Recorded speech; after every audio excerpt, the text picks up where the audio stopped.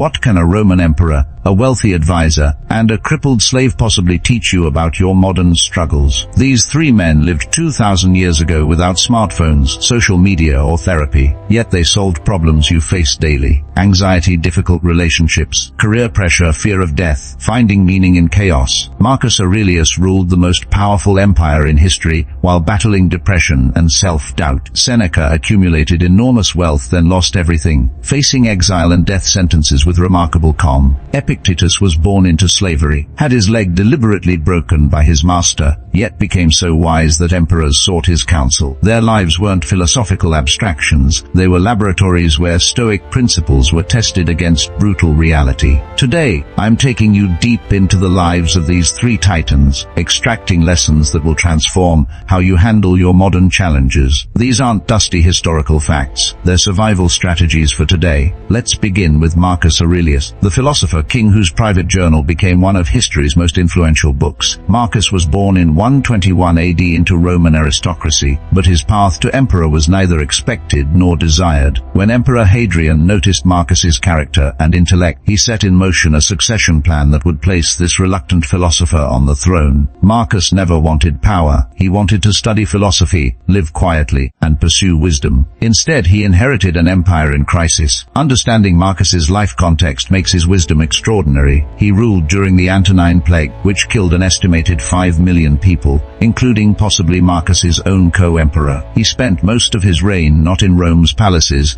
but on military campaigns along the frozen Danube frontier, fighting Germanic tribes threatening to collapse the empire. His own generals betrayed him. Multiple children died in infancy. His wife Faustina faced constant rumors of infidelity. His son Commodus, who would succeed him, showed signs of the cruelty and incompetence that would eventually destroy the empire's golden age. Against this backdrop, Marcus wrote his Meditations, never intended for publication, just private notes to himself. In Book 2, Section 1, he wrote, "Begin each day by telling yourself, today I will meet with meddling, ungrateful, arrogant, dishonest, jealous and surly people." This wasn't pessimism. It was preparation. He continued, "But I cannot be angry with them, because we are made for cooperation." Here's the first lesson from Marcus: prepare for difficulty without becoming bitter. Marcus expected the worst from situations while maintaining compassion for people. He didn't pretend life would be easy or people would be reasonable. This preparation prevented shock when difficulties arrived and maintained his humanity despite constant disappointment. The second lesson from Marcus concerns the battle against ego. Despite being the most powerful man in the world, Marcus constantly reminded himself of his insignificance. In Book 4, Section 3, he wrote, "Nowhere you can go is more peaceful, more free of interruptions, than your own soul." He didn't seek validation in conquest or monuments. He sought peace in self-mastery. Modern application: your position, your followers, your achievements don't define your worth. Inner peace comes from character, not circumstance. Marcus had every excuse for arrogance and chose humility instead. The third lesson addresses persistence through exhaustion. Marcus often wrote about not wanting to get out of bed, about feeling tired of his duties, about wishing for different circumstances. In Book 5, Section 1, he challenged himself. At dawn, when you have trouble getting out of bed, tell yourself, "I have to go to work." As a human being, he didn't feel motivated. He did the work anyway. Modern application: waiting for motivation guarantees failure. Action despite exhaustion is the path. Marcus led military campaigns for years while sick, grieving, and longing for home. He showed up anyway. The fourth lesson concerns accepting mortality as advisor. Marcus constantly reminded himself of death, not morbidly, but practically. In Book 2, Section 14, he wrote, "Even if you were to live 3,000 years, remember that no one loses any other life than the one now being lived." Death was his clarifying lens. Petty concerns dissolved when viewed against mortality. Modern application: remember you will die, not to create anxiety but to eliminate pettiness. What argument is worth these precious minutes? What grudge deserves your limited time? Marcus used death as a filter for what truly mattered. Now let's examine Seneca, the wealthy philosopher whose life contradicted the ascetic image many associate with Stoicism. Lucius Annaeus Seneca was born around 4 BC in Cordoba, Spain, to a wealthy family. He became one of Rome's most successful orators, writers, and politicians, amassing enormous wealth while writing about the virtues of simple living. Critics have attacked this contradiction for centuries. How could a man worth millions preach about the dangers of wealth? Seneca addressed addressed this directly, arguing that wisdom isn't about avoiding wealth, but about remaining unattached to it. His life would test this claim severely. Seneca served as advisor to Emperor Nero, initially helping guide the young ruler toward wisdom and restraint. For years, Rome experienced good governance under Seneca's influence, but Nero descended into madness, and Seneca found himself advising a tyrant. He tried to retire multiple times. Nero refused to release him. Finally, when Nero suspected Seneca of involvement in a conspiracy, he ordered the philosopher to commit suicide. Seneca's death scene, recorded by historians, showed Stoic principles in their ultimate test. He opened his veins, comforted his weeping friends, and reportedly continued philosophical discussion as he died. His wife Paulina tried to die with him. Seneca initially approved. Then soldiers prevented her death under Nero's orders. The first lesson from Seneca addresses preparation through hardship. Though wealthy, Seneca regularly practiced voluntary discomfort. He wrote in Letters to Lucilius, Letter 18, "Set aside a certain number of days, during which you shall be content with the scantiest and cheapest fare, with coarse and rough dress, saying to yourself the while, is this the condition that I feared?" He deliberately experienced poverty to reduce fear of losing wealth. Modern application regularly experience discomfort voluntarily.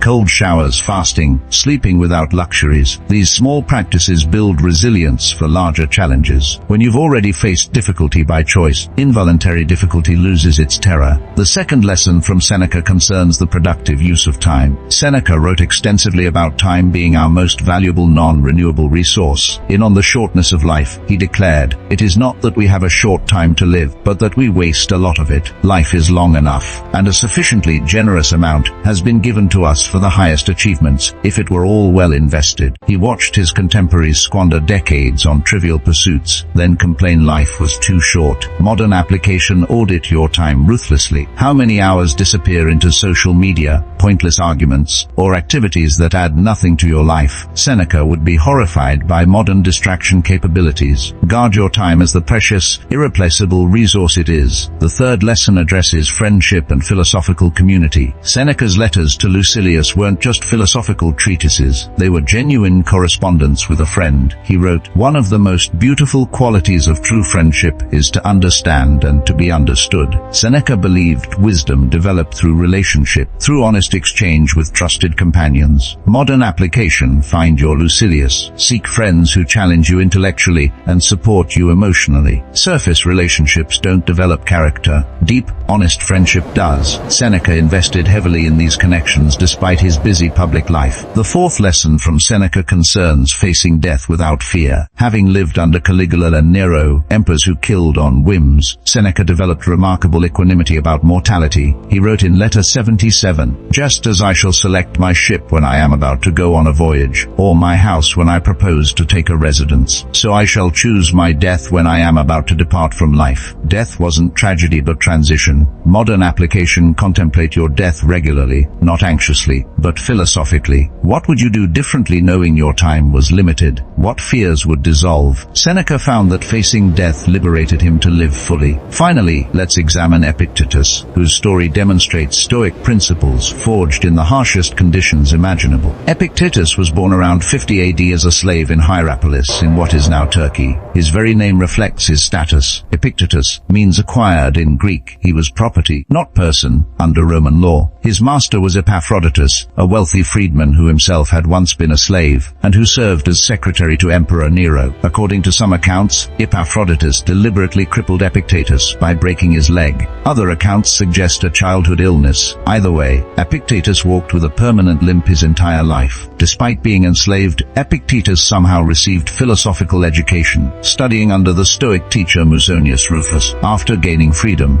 either through manumission or upon Epaphroditus's death, Epictetus began teaching philosophy in Rome. When Emperor Domitian banished all philosophers from the city, Epictetus relocated to Nicopolis in Greece, where he established a school that attracted students from across the empire. Epictetus never wrote anything himself. His teachings survive only because a student named Arrian recorded them in the Discourses and the Enchiridion. These texts are remarkable for their directness and practicality. No abstract speculation, just hardcore mental training. The first lesson from Epictetus is his foundational teaching on control. He opened the Enchiridion with words that have guided millions. Some things are within our power, while others are not. Within our power are opinion, motivation, desire, aversion. In some, whatever is of our own doing.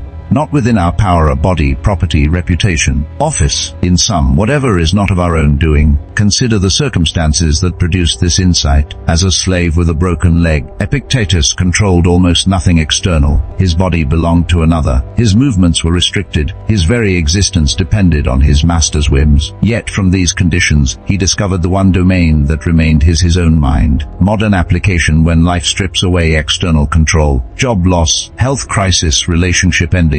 Remember what remains yours. Your interpretations, your responses, your character. These can never be taken without your consent. The second lesson from Epictetus addresses the source of suffering. He taught, it is not things that disturb us, but our judgments about things. Events are neutral. Your interpretation creates the emotional impact. Someone insults you. The words are just sounds. Your judgment that the words diminish your worth creates the pain. Modern application when you suffer, examine your judgments. What interpretation are you adding to neutral events? Could you interpret differently? The event may be unchangeable, but your judgment always remains within your control. The third lesson concerns education through hardship. Epictetus viewed difficulty as training, not punishment. He said, difficulties show a person's character. So when a difficulty comes, remember that God is matching you with a younger sparring partner, as would a physical trainer. His own hardships, slavery, disability, exile, became his curriculum. Modern application: reframe your difficulties as education.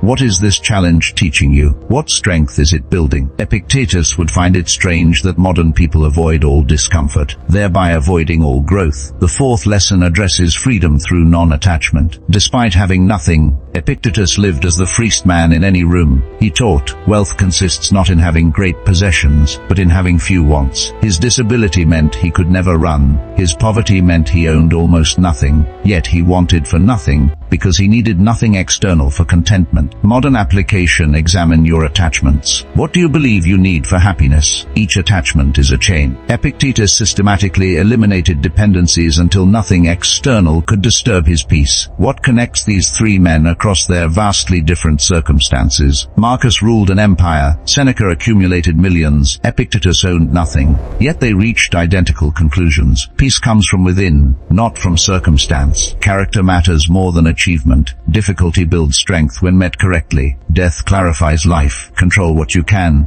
release what you cannot. These principles emerged independently from palace, villa, and slave quarters because they reflect fundamental truths about human psychology. 2,000 years later, modern cognitive behavioral therapy confirms what the Stoics discovered through reflection and practice. How do you apply their lessons today? From Marcus: take the practice of morning preparation. Begin each day expecting difficulty while maintaining compassion. Journal your thoughts as Marcus did, not for publication, but for self-understanding. From Seneca: take the practice of voluntary discomfort and ruthless time audit. Regularly experience small hardships by choice. Examine how you spend your hours and eliminate waste. Cultivate deep friendships where honest exchange develops wisdom. From Epictetus: take the practice of the dichotomy of control. When disturbed, immediately ask, is this within my control? Examine your judgments about events, not just the events themselves. Reduce dependencies until external circumstances lose power over your peace. These men faced challenges that would crush most people. Marcus watched his children die and his empire crumble. Seneca was exiled, nearly executed multiple times,